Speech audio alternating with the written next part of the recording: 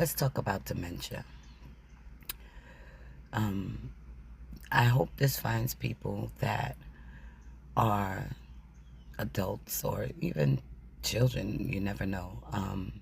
Not children, but maybe teenagers or whatever that are dealing with parents that have dementia.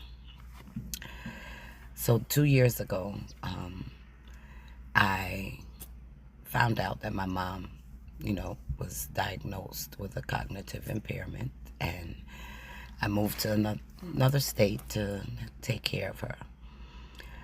That journey happened so quickly because apparently she was going through it before I even knew about it.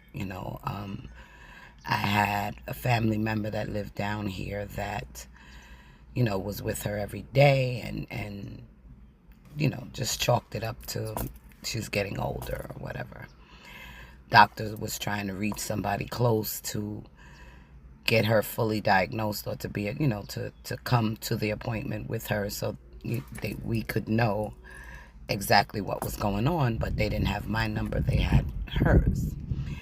Anyway, a church family member reached out to me, got my number and reached out to me and told me what was going on. And it's so ironic because I was coming to see my mom that year. She was turning 80 and I was coming to surprise her, but I ended up having to come. I was leaving the next week when I got the call, but I ended up having to, go to my job, take a leave of absence and come down and see what was going on. Anyway, eventually I ended up moving and it was hard, and I just want people that are going through it to have some type of support, to know what they're going to deal with, especially in the beginning, because in the beginning you may not actually know what to look for, what to expect, what you're going to go through when it comes to their brain starting to slowly deteriorate, because that's exactly what's happening at that stage. When they're diagnosed with this.